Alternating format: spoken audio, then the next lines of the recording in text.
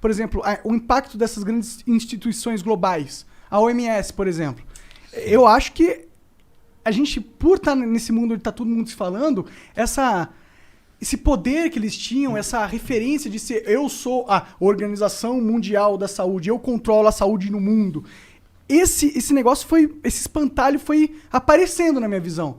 Porque com a internet, a tecnologia, a gente viu que nem a OMS no começo sabia lidar com a parada. Eles falaram que tinha que usar máscara, aí depois eles falaram que máscara não funcionava. Aí depois voltaram atrás e falaram que máscara funcionava. Entendeu? Aí falaram que tinha que fazer de um jeito, aí falaram que tinha que fazer do outro. Entendeu? Aí você falou, porra, os caras são os caras que eram pra ser a referência máxima de saúde no mundo, e eles aqui na internet estão passando de palhaços, pô. O que você acha que vai acontecer daqui pra frente? Porque, querendo ou não, tá rolando um questionamento das instituições. Eu acho que a gente tá passando por isso. E aí, elas vão convalescer, elas vão deixar de existir, vão novas instituições sendo criadas com outras filosofias, com outros princípios? Não, primeiro, no caso da OMS, por exemplo, que você falou, essas instituições são novas, né? Se a gente pensar em termos de Igreja Católica, tem 2000 anos. Essa é uma instituição foda. Sim. Né? Não a OMS ou a ONU. Sim. A Igreja Católica é uma instituição foda. Mas ela mesmo caiu, tá em total descrença pouco. Não, mas ainda tem muito católico. Tem, com certeza. Católico pra cacete. Com certeza. Né? E assim, se você pensar, hoje ela é mais forte do que era 1800 anos atrás. Certo? Com certeza. Inclusive ela tem mais aparato hoje do que tinha. Às vezes a gente tem a impressão que mas ela é um poder antes... mais é um poder mais escondido, é um poder mais mas acho que relativamente ela tinha mais poder antes. Não, é que assim, primeiro, no ano 1300, por exemplo, para você conseguir fazer uma coisa na Europa, onde está a sede da Igreja Católica, apesar que não começou lá, mas assim, propriamente o cristianismo, né? Mas assim, para a Igreja Católica fazer uma coisa acontecer, você não tinha penhora online, entendeu? Hoje o Estado é infinitamente mais poderoso do que era antes. Hoje um juiz tira sua grana com um clique. E se você quiser provar que estava errado, vai levar 5 anos. E você vai gastar um dinheiro do caralho para conseguir ver esse dinheiro de volta, certo? Verdade. A Igreja Católica não tinha esse poder no ano 1300. Ninguém tinha. Não só a Igreja Católica. Então, às vezes, a gente tem uma imaginação que a Igreja Católica era muito poderosa na Idade Média, mas esse poder, ninguém tinha um poder como se tem hoje. Que você chega num lugar rápido. Compara com peste. A peste não viajava tão rápido como viajou o coronavírus. Porque não tinha avião. Como hoje você tem uma capacidade positiva de poder, como se fala, você vai lá e faz uma coisa acontecer, você vai lá e toma a terra de alguém, você vai lá e não deixa a pessoa entrar no lugar que não se tinha antes. A estrada, o cavalo, levava... Ninguém sabia quem era quem. Não se sabia que era o rei. Você não sabia que era o rei. O rei podia andar na rua e ninguém sabia, porque ninguém sabia a cara dele. Certo? Ninguém sabia. Ninguém sabia quem era tal pessoa. Porque você não tinha foto, você não tinha televisão, você não tinha como a imagem da pessoa viajar. Esse aqui é o rei, ó, tá vendo? Não tinha. Tem filmes que mostram isso muito bem. Eu lembro de um filme especificamente sobre a Joana d'Arc, acho que assisti esse filme. do Luc Besson, né? Não, tu não assistiu esse filme. Era um negócio de trabalho de escola. É uma com a Mila Jovovich. Ela é antiga, de 1990, não é? Alguma coisa assim, Pode isso crer. mesmo. Então tu assistiu esse filme. Eu assisti. Então, assim, tem uma cena em que ela entra no lugar onde está o rei, né? Porque a Joana d'Arc, todo mundo sabe a história dela e tal, acabou virando uma heroína nacional francesa, mas assim, ela entra na sala e tem um cara vestido de rei. O rei era outro. Uhum. Mas eles fazem isso por quê? Porque ninguém sabia que era um rei, fora aquelas 5 pessoas que viviam ali. Mais que 5, mas um número pequeno. E ela acerta quem é um rei, é claro, é um filme. A ideia de que ela estava iluminada por Deus, entendeu? Então ela sabia que era um rei de França. O filme joga com o fato que era real. Então, quando a gente pensa em poder, uma coisa é o que a gente imagina que era o poder. Nunca houve um poder... Por exemplo, a Igreja Católica não conseguiu ter o mesmo poder que o Império Romano teve.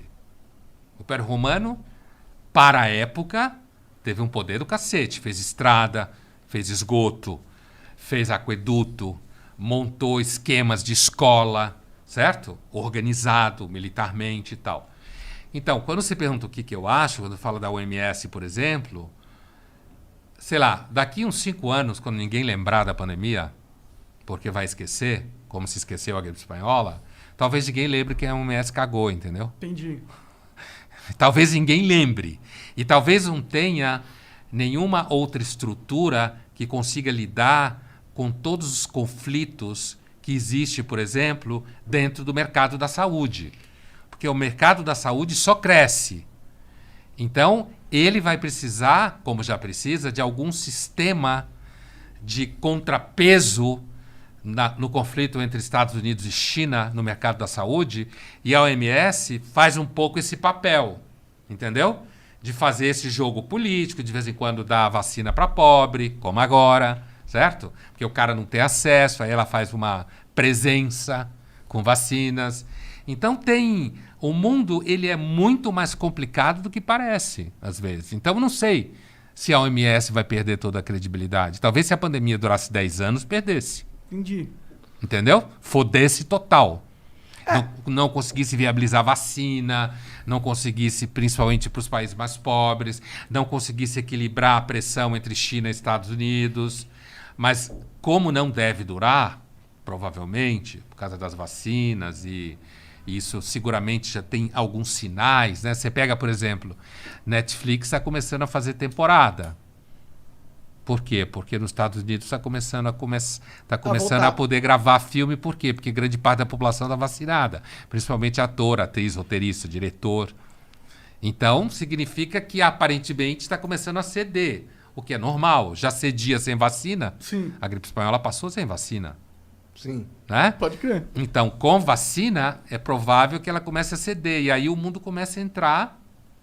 Voltar a como tava antes, quando ninguém nem mencionava OMS, essas porra. Eu tendo a ser um pouco... Eu tendo a ter outra visão, pra ser sincero. Eu acho que a gente começou um processo que não vai acabar tão cedo, sinceramente. Qual o processo de questionamento de instituições? Eu acho que a população, antes ela era totalmente coordenada pela mídia e o acesso à informação era totalmente limitado. E agora não é. E aí fica difícil você controlar. Fica difícil você se passar por uma instituição mundialmente responsável, não sei o quê. Porque a gente vai saber, o cara que trabalha na OMS, ele vai ter Twitter, ele vai fazer uma cagada, entendeu?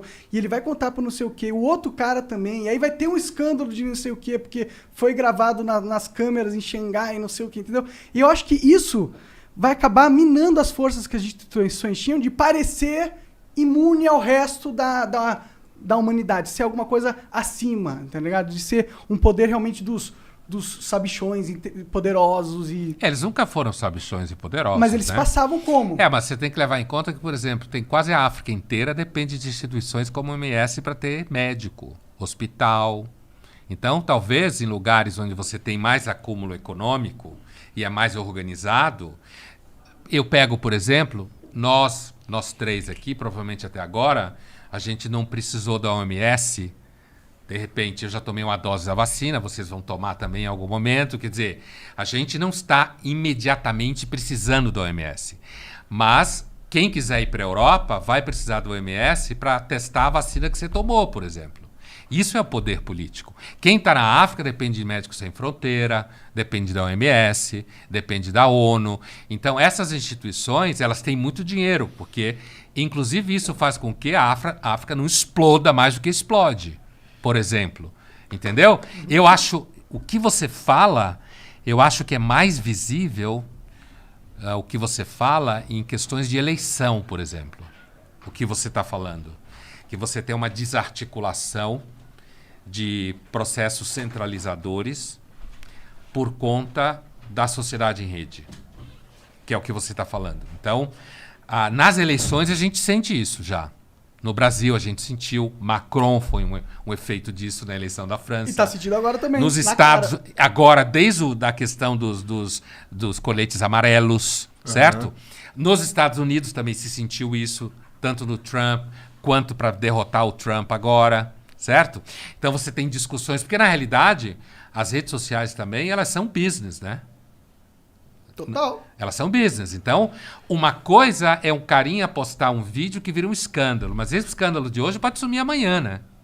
Que nem cancelamento. Cancela hoje e descancela amanhã. E aquilo que cresce nas redes sociais, cresce porque tem capital dentro. E esse capital está preso numa rede de capital. Então, tem aí um processo que assim, as redes sociais não são livres. Sim. Como um cara ingênuo acha que é quando está com o celular na mão, filmando a si mesmo em casa. Ele é Nem um fudendo, tonto que elas ninguém são vai querer livres. saber dele. Quando você cresce, você entra na lógica produtiva do capital. Mesmo... Não é que o cara pediu comida mesmo, meu?